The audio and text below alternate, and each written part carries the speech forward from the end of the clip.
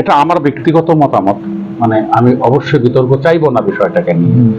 এখন যেটা হলো, আর সায়েন্সের ক্ষেত্রে কিচ্ছু করার নেই, কারণ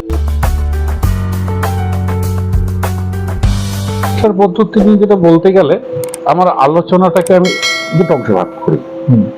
আর সায়েন্সের জন্য আলোচনাটা একটু পরে করি। আমি প্রথমে বাণিজ্য এবং আর্টস মানে কলা বিষয়টা নিয়ে যে আলোচনা করছি। এমনিতেই যখন সিলেবাসটা 11 থেকে 12 দুটো ভাগে ভাগ হয়ে গেল, তাতে করে মানে শুধুমাত্র ক্লাস 12 এর জন্য উচ্চ মাধ্যমিক 11টা পাস করলেই চলে। কোথাও গিয়ে 11-এর পড়ার গুরুত্বটা কিন্তু কলা বিভাগের ক্ষেত্রে বা বাণিজ্য বিজ্ঞানের ক্ষেত্রে কিছুটা হ্রাস পেয়েছে। কোথাও গিয়ে 11-এর পড়ার গুরুত্বটা কিন্তু কলা বিভাগের ক্ষেত্রে বা বাণিজ্য বিজ্ঞানের ক্ষেত্রে কিছুটা হ্রাস পেয়েছে। এবার এটা আমার ব্যক্তিগত মতামত, মানে আমি অবশ্যই বিতর্ক চাইবো না বিষয়টাকে নিয়ে।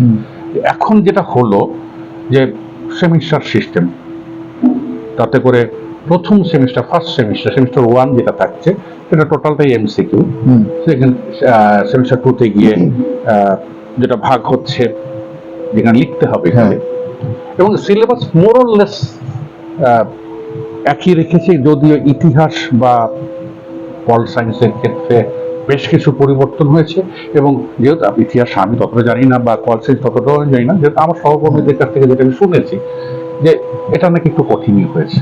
আচ্ছা, সেক্ষেত্রে সেই কাঠিন্য মানের দিক থেকে যেটা হলো কি হলো, মানে এরা 11টাকে পাস করলেই হয়। আর এমসিকিউ মানে বুঝতেই পারছো, আমি যতই পরীক্ষার হলে তুমি আমি যতটাই কড়া করে গার্ড দিই না কেন, কোথাও গিয়ে কিন্তু ওই 1-এর এ, 3-এর সি, 5-এর বি এটা হবে, এই আওয়াজগুলো চলবেই।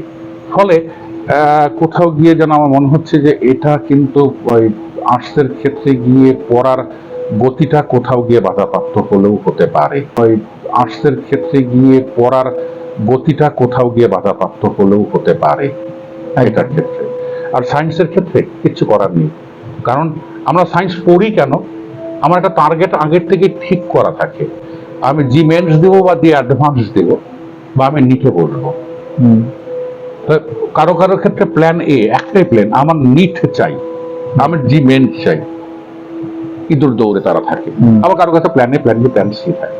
এসে যেই থাকুক না কেন, প্রত্যেকটা ক্ষেত্রে সিলেবাস কিন্তু 11-12 মিলে কিন্তু নিটের সিলেবাস, জি মেন্সের সিলেবাস বা প্ল্যান এ, প্ল্যান বি যে ধরনের সিলেবাস গুলো আরো এখন যেগুলো তৈরি হয়ে আছে সেগুলোর ক্ষেত্রে প্রত্যেকটা 11 সুতরাং ওই আর্টসের মতো করে থাকে কিন্তু আমার হবে না। আমাকে 11 মনে রাখতে হবে, 12 মনে রাখতে হবে। সেক্ষেত্রে প্রথম সুযোগটা পাচ্ছে কি, ওরা যখন সেমিস্টার 1-এ গিয়ে ওরা এমসিকিউ দিচ্ছে, এই এমসিকিউ কিন্তু পরবর্তী ক্ষেত্রে ওই স্ক্রিনিং টেস্ট যেটা ওরা মানে এন্ট্রান্স টেস্ট গুলোর ক্ষেত্রে কিছুটা গিয়ে সুবিধা পাচ্ছে একদম। আর সেকেন্ড সেমিস্টারের ক্ষেত্রে গিয়ে ওরা লিখিত পরীক্ষাটা দিচ্ছে। লিখিত পরীক্ষার ক্ষেত্রে হ্যাঁ পড়ার ধরনটা তো তৈরি হয়ে যায়, তখন তাদের ক্ষেত্রে সুবিধা মানে কিছুটা অসুবিধা হয় না। না, মোটের উপর যদি বলা যায় তাহলে বিজ্ঞানের দিক থেকে এটার একটা পজিটিভ দিক তো আমি দেখতেই পাচ্ছি এই সিলেবাসে। ছাত্রছাত্রীরা যদি বুঝতে না পারে, ছাত্রছাত্রীরা যদি আগ্রহ অনুভব না করে, তো সেটার দায় তো কিছুটা হলেও আমাদের উপরে বর্তায়। তো হ্যাঁ, একদম যে